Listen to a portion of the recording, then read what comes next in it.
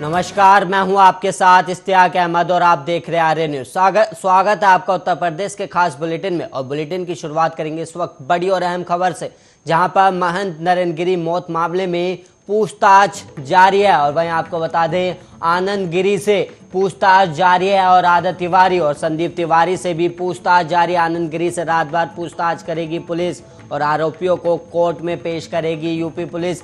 इस वक्त की बड़ी और अहम खबर, जहां पर आदत तिवारी और संदीप तिवारी और आनंद गिरी से तीनों आरोपियों को कोर्ट में पेश करेगी यूपी पुलिस। और वहीं आपको बता दें, तीनों आरोपियों से लगातार पुलिस पूछताछ कर रही है और महंत नरेंद्र गिरी मौत मामले में लगातार पूछताछ जारी है। और वहीं आपको बता दें, पूरी रात भर आनंद गिरी और संदीप तिवारी और आदत तिवारी से पूछताछ की जाएगी। और वहीं आपको बता दें, तीनों आरोपियों को कल यूपी में कोर्ट में पेश किया जाएगा, जहां पर तीनों आरोपियों को कोर्ट में पेश करेगी पुलिस। और वहीं आपको बता दें, सुसाइड नोट जो बरामद हुआ था उसमें महंत आनंद गिरी और आदत तिवारी और संदीप तिवारी का नाम सामने आने के बाद तीनों को गिरफ्तार किया गया और इसके बाद तीनों से लगातार पूछताछ जारी है, जिसके बाद अब कोर्ट में पेश किए जाएंगे तीनों आरोपी।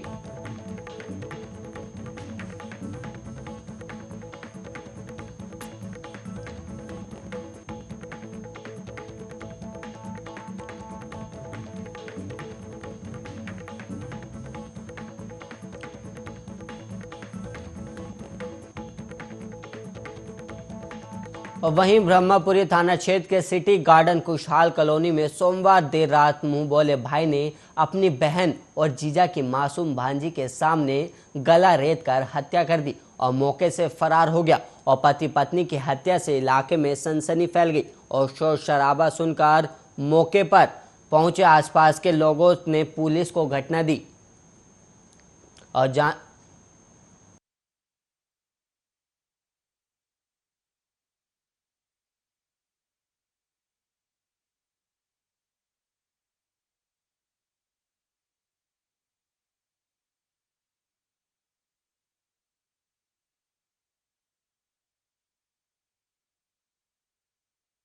दी गई। मौके पर पहुंची पुलिस ने डरी सहमी मासूम से घटना की जानकारी ली और दोनों शवों को कब्जे में लेकर पोस्टमार्टम के लिए भिजवा दिया।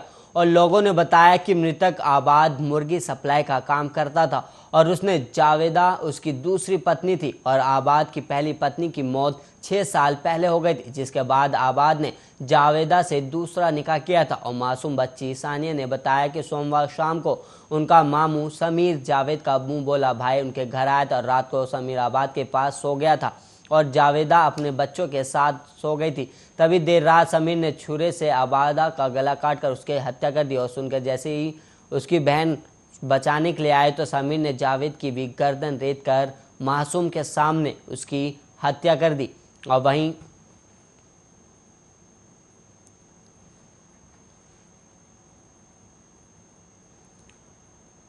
माँ बाप की हत्या कर मौके से फरार हो गया। और वहीं आपको बता दें, फिलहाल पुलिस हत्या आरोपी समीर की तलाश कर रही है, जिसके बाद ही साफ हो पाएगा कि उसने आबाद और जावेदा की हत्या क्यों और किस वजह से की है।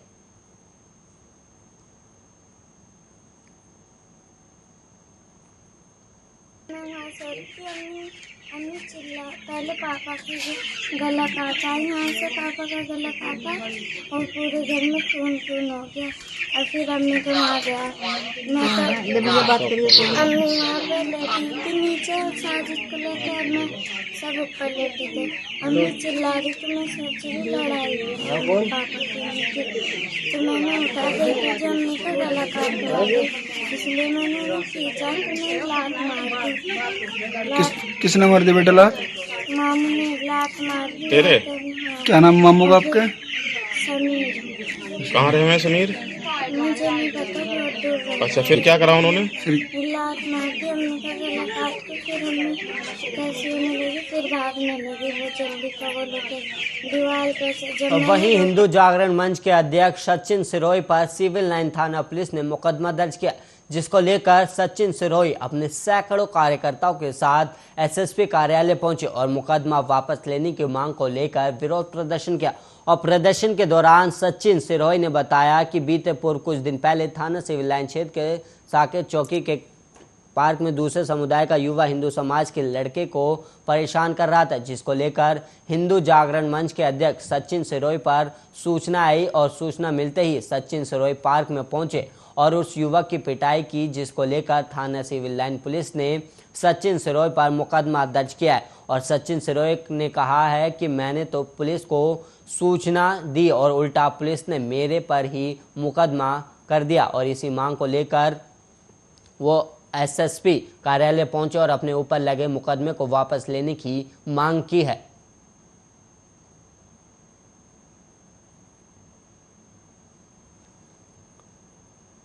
कप्तान साहब के यहाँ ज्ञापन दिया है हमने। इसमें प्रतिलिपि माननीय मुख्यमंत्री, डीजीपी पुलिस उत्तर प्रदेश और आपका प्रमुख सचिव गृह, तीनों को प्रतिलिपि दिए उसमें करी है हमने। और उसके अंदर ये जो 17 तारीख की घटना हुई है गोल मार्केट में, जो कुछ युवकों ने एक मुस्लिम युवक की पिटाई करी है 2 हिंदू लड़कियों के साथ, वहाँ पे कुछ अश्लील हरकतें वो लड़का कर रहा था, उसके अंदर मेरे पास सूचना आई। मेरे मौके पे पहुँचने से पहले वहाँ पहले ही भीड़ इकट्ठी थी और मैं अकेला हिंदू जागरण मंच का कार्यकर्ता होने के नाते, अध्यक्ष होने के नाते मैं अकेला पहुंचा। कोई कार्यकर्ता हिंदू संगठन का, हमारे हिंदू जागरण मंच का नहीं था। और उसके अंदर सीसीटीवी फुटेज वीडियो की जांच करा ली जाए, उसमें कहीं भी कोई इन्वॉल्वमेंट अगर हमारा हो तो ये मुकदमा सही है। जो हमें पता है, क्योंकि मैंने ही सीओ सिविल लाइन को सूचना दी, पुलिस भी मैं बुला रहा हूँ, मुकदमा भी झूठा मेरे खिलाफ लिखा जा रहा, क्योंकि मैं ही सूचना दे रहा हूँ उस घटना की, इसलिए। और उसके अंदर हमने ज्ञापन में लिखा, 4 साल हो गए मुझे महानगर अध्यक्ष हूँ मैं हिंदू जागरण मंच का। मतलब जो वहाँ 3 दिन पहले की भी एक वीडियो है, उसमें भी वहाँ छेड़छाड़ हो रही है उसी पुलिस चौकी पे, उसी पार्क के अंदर 20 मीटर पे पुलिस चौकी है। आप बताइए पुलिस का काम है ये या हमारा काम है? करे हिंदू संगठन के खिलाफ और हमारे खिलाफ झूठा मुकदमा, पहला मुकदमा जीवन में मेरे खिलाफ दर्ज हुआ भाई। मेरठ कॉलेज के छात्रों ने अपने कॉलेज से लापता हुए छात्र का पता लगाने के लिए कई तरह के आवेदन दिए और वहीं मेरठ कॉलेज के छात्रों ने अपनी कॉलेज से लापता हुए छात्र का पता लगाने के लिए कॉलेज के छात्र नेता समेत सैकड़ों छात्रों ने कॉलेज के बाहर सड़क पर बैठकर धरना प्रदर्शन किया और इस दौरान सड़क पर जाम की भी स्थिति देखने को मिल गई।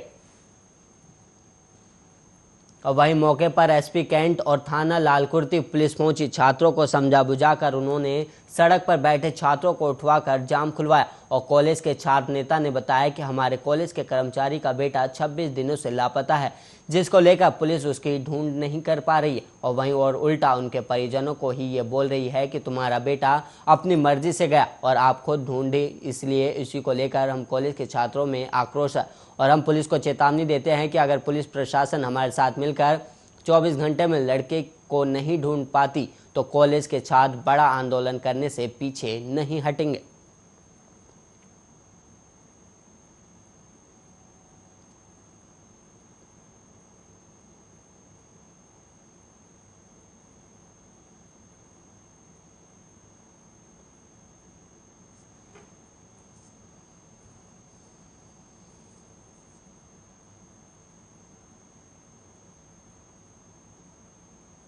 शर्मा का बेटा विष्णु शर्मा जो कॉलेज कैंपस से ही गायब हुआ है। पुलिस कार्रवाई से हमें झूठा आश्वासन देकर के बार बार हम गए, लेकिन हमें वापस कर दिया गया।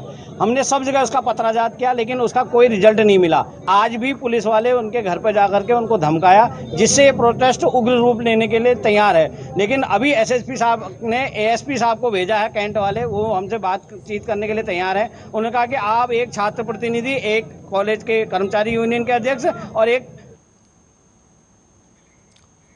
और वहीं एटा के एक युवक ने खुद को गोली मारकर आत्महत्या कर लिया और इसी को लेकर एटा में नया बवाल शुरू हो गया। वहीं परिजनों ने तत्कालीन चौकी इंचार्ज बस स्टैंड मोहित राणा पर उत्पीड़न का आरोप लगा। दरअसल 3 महीने पहले मोहित राणा ने मृतक को लूट, चोरी और मादक पदार्थ की तस्करी के मामले में जेल भेजा था और वहीं अभी जेल डिप्रेशन में चल रहा था और किशोर। और वहीं आपको बता दें जिसके चलते युवक ने खुद को गोली मारकर आत्महत्या कर ली। परिजन घायल को जिला अस्पताल लेकर पहुंचे, जहां डॉक्टरों ने युवक को मृत घोषित कर दिया।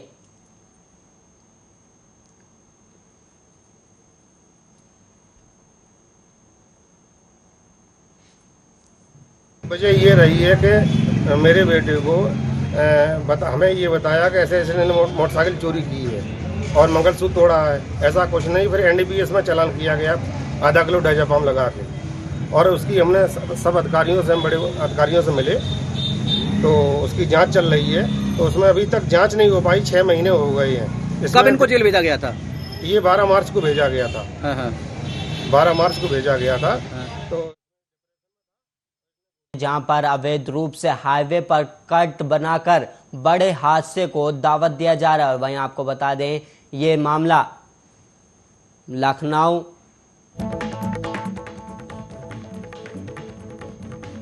बड़े हादसे को दे रहे हैं दावत। लखनऊ सुल्तानपुर हाईवे पर ग्रामीणों द्वारा बनाई गई अवैध कट और लखनऊ बाराबंकी बॉर्डर के पास स्थित छबिल चौकी के पास बनाई गई अवैध कट दे रही दुर्घटना को दावत। 1 महीने पहले अवैध कट से निकल रहे वाहन को बचाने के चक्कर में बस भी दुर्घटना की शिकार हुई थी और बस दुर्घटना में एक व्यक्ति की भी मौत हो गई थी।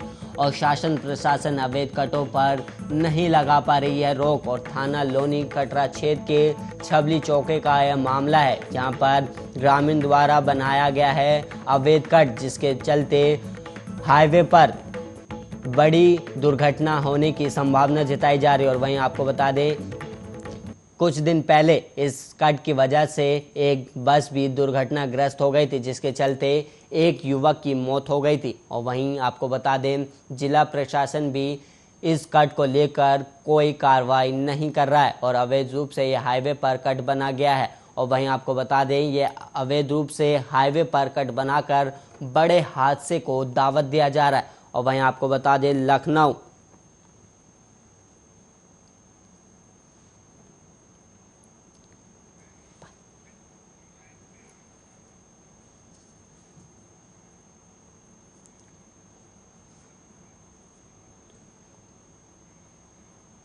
और वहीं आपको बता दें बड़े हादसों को ये कट दावत दे रहा है। इससे पहले एक लोग की मौत भी हुई है। वहीं आपको बता दें हाईवे पर ये अवैध कट बनकर और ये जो लोगों को दावत दे रहा है, वहीं आपको बता दें कि इस कट की वजह से एक व्यक्ति की मौत भी हो चुकी है। और वहीं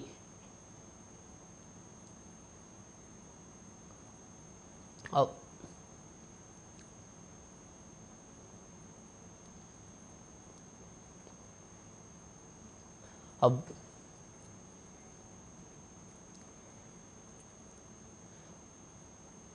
वहीं इसी खबर पर ज़्यादा जानकारी देने के लिए हमारे सहयोगी राहुल सिंह जुड़ गए हैं। राहुल, हमें बताइएगा कि इस खबर पर क्या अपडेट निकलकर सामने आ रही है, क्योंकि इसके लेकर जिला प्रशासन और या फिर कोई भी प्रशासन इस पर क्या कदम उठा रहा है? जी क्या जी, मैं बता दूं ये पूरा मामला लखनऊ सुल्तानपुर हाईवे का है, जहां पर एक थाना लोनी कटरा के अंतर्गत जो है अवैध रूप से यहाँ कटिंग बना दी गई है, जिससे आए दिन यहाँ पर दुर्घटना होती। अभी कुछ दिन का मामला है जो कि यहाँ पर कई मौत हो चुकी है, लेकिन यहाँ पर अभी प्रशासन इस मामले को पूरी तरह संज्ञान नहीं ले रहा है। क्या इसको लेकर कोई आवेदन दिया गया है जिला प्रशासन को? जी मैं बता दूं ये मामला पीडब्ल्यूडी की भी जानकारी में दिया गया है और यहाँ एसडीएम साहब से भी इस मामले की जो है गुहार लगाई गई है कि इसको जो है पूर्ण रूप से बंद करवा दिया जाए, जिससे यहाँ पर और कोई दुर्घटना न हो पाए। और जब ये कट बनाया गया तो क्या फिर किसी अधिकारी ने ये कट बनाने से रोका नहीं था क्या ग्रामीणों को? नहीं, इस कट को रोका गया था, लेकिन वहाँ के ग्रामीण कुछ जो है दबंग नेताओं द्वारा जो है वहाँ पर जबरन इसको कट को बनवा दिया गया है। राहुल, इसी खबर पर आप ये भी बताइएगा कि क्या जिला प्रशासन या फिर किसी अधिकारी ने यहाँ पे आकर कोई निरीक्षण किया या फिर नहीं? इत्यादि मैं बता दूं अभी इस मामले पर यहाँ पर कोई आला अधिकारी नहीं आया है, न उस मामले को अभी तक संज्ञान लिया गया है। लेकिन यहाँ पर मैं बता दूं इस मामले को यहाँ पर अभी पूरी तरह इस रोड को बंद भी नहीं करवाया गया है, क्योंकि इस रोड को जब तक नहीं बंद करवाया जाएगा यहाँ पर बड़ा दुर्घटना का यहाँ इंतजार किया जा रहा है। यहाँ पर राहुल आप ये भी बताइएगा कि इस कट की वजह से कितने हादसे हो चुके हैं और या फिर कितने लोगों को इससे नुकसान पहुंचा है? नेता जी मैं बता दूं, यहाँ पर आए दिन तो गाड़ियां तो लड़ती ही हैं, लेकिन यहाँ पर कई मौतें भी हुई हैं।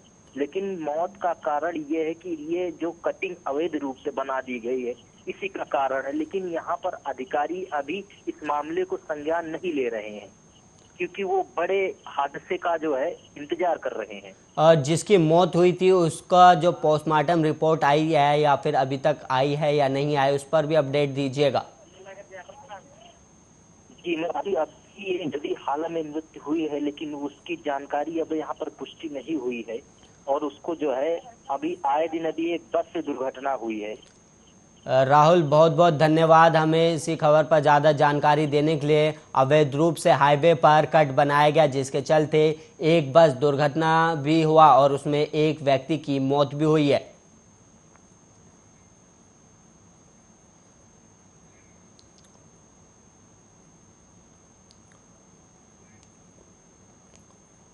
और वहीं बढ़ेंगे अगली खबर की ओर, जहां पर मुख्यमंत्री योगी आदित्यनाथ पहुंचे और मेडिकल के कॉलेजों का निरीक्षण किया। और वहीं आपको बता दें भूमि पूजन किया और जनता को संबोधित भी किया है। और कार्यक्रम में 25,000 की तादाद में जन सैलाब उमड़ा। और कार्यक्रम में एसपी डॉक्टर धर्मवीर सिंह के नेतृत्व में बिजनौर के थानों की फोर्स के साथ गैर जनपद से फोर्स को बुलाया गया। और मुख्यमंत्री के दौरे को लेकर सुरक्षा के पुख्ता इंतजाम भी किए गए। और कार्यक्रम में उत्तर प्रदेश के मुख्यमंत्री मात्र 30 मिनट के लिए ही रुके और आगे के लिए प्रस्थान किया। और वहीं आपको बता दें कि बिजनौर थाना कोतवाली शहर के गांव सुहाड़ी में 281 करोड़ की लागत से मेडिकल कॉलेज का निर्माण होना है। और इसी को लेकर उत्तर प्रदेश के मुख्यमंत्री योगी आदित्यनाथ बिजनौर पहुंचे थे और वहीं उन्होंने मेडिकल कॉलेज की भूमि पूजन कर शिलान्यास किया। और वहीं मुख्यमंत्री योगी आदित्यनाथ ने अपने संबोधन में कहा कि हमारे 4.5 साल के कार्यकाल में उत्तर प्रदेश के 14 जिलों में मेडिकल कॉलेज का शिलान्यास हुआ है। और वहीं मुख्यमंत्री योगी ने सपा और बसपा पर निशाना साधते हुए बीजेपी की तमाम उपलब्धियां भी गिनवाई। और कार्यक्रम में परिवहन मंत्री अशोक कटारिया, सदर विधायक सूची मौसम चौधरी, प्रभारी मंत्री कपिल देव, भाजपा जिला अध्यक्ष सुभाष वाल्मीकि, क्षेत्रीय मंत्री मोहित बेनीवाल, तमाम भाजपा के दिग्गज नेता मौजूद रहे। मुख्यमंत्री योगी ने अपने संबोधन में मात्र 30 मिनट ही रुके और कार्यक्रम में लगभग 25,000 से ज़्यादा जन सैलाब उमड़ा। और बाद में मुख्यमंत्री योगी आदित्यनाथ आगे के लिए प्रस्थान कर गए।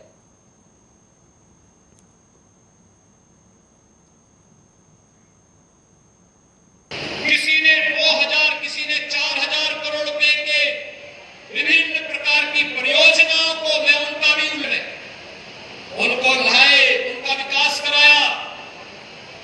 और ये जो मेडिकल कॉलेज आपको मिल रहा है ना, ये सभी लोग जब विधानसभा सत्र में या कभी लखनऊ आते थे, एक बार जरूर कहते थे कि हमारे बिजनौर के लोग कब तक इधर उधर जाएंगे, क्या वहां पे मेडिकल कॉलेज नहीं खुल सकता है।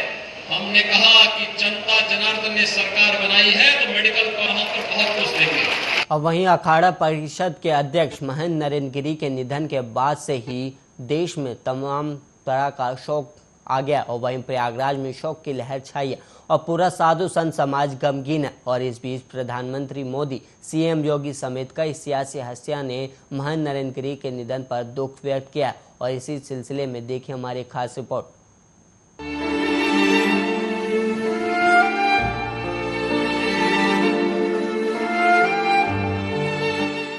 साधु संत समाज के लिए सोमवार को प्रयागराज से बेहद बुरी खबर सामने आई।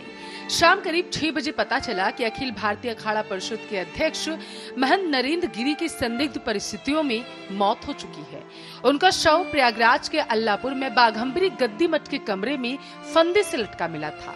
पुलिस को कमरे के दरवाजे भी चारों तरफ से बंद मिले, इसलिए शुरुआती जांच में पुलिस इसे आत्महत्या का मामला जानकर ही चल रही थी। लेकिन मौके से जो सुसाइड नोट मिले हैं उसमें उनके पूर्व शिष्य आनंद गिरी का जिक्र है। एडीजी लॉ एंड ऑर्डर के मुताबिक सुसाइड नोट में लिखा है कि महेंद्र नरेंद्र गिरी अपने पुराने शिष्य आनंद गिरी की प्रताड़ना से काफी परेशान थे। वह हाल ही में एक नई बात भी सामने आई है कि सपा के पूर्व राज्य मंत्री इंदु प्रकाश मिश्र और बीजेपी के नेता सुशील मिश्र का नाम भी सामने आ रहा है। अब इस मामले में ब्लैकमेलिंग की बात भी सामने आ चुकी है।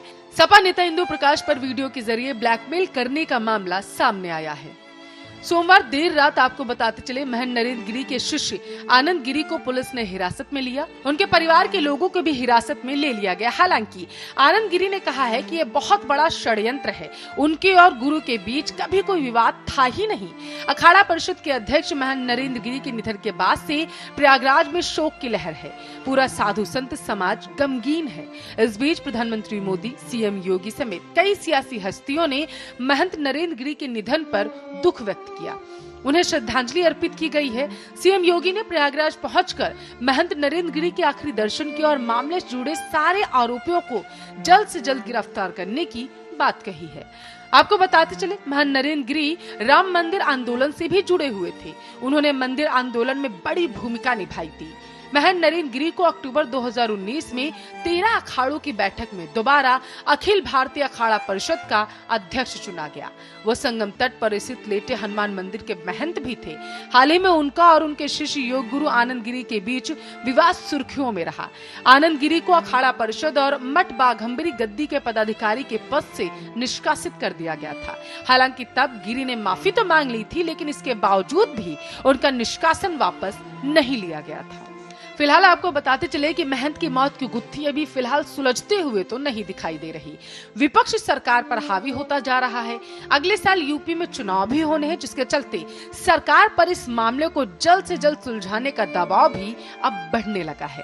स्पेशल डेस्क आर्य न्यूज।